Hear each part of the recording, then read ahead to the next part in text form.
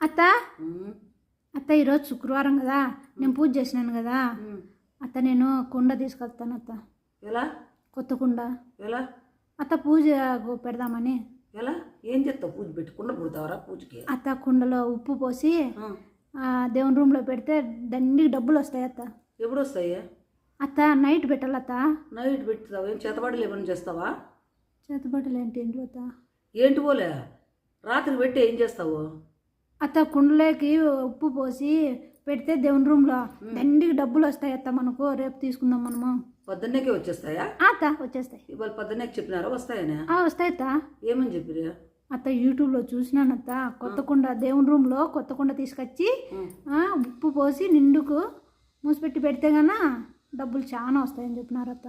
మీ మామ కూడా నీకు డబ్బులు కావాలా? 1000 రూపాయలా?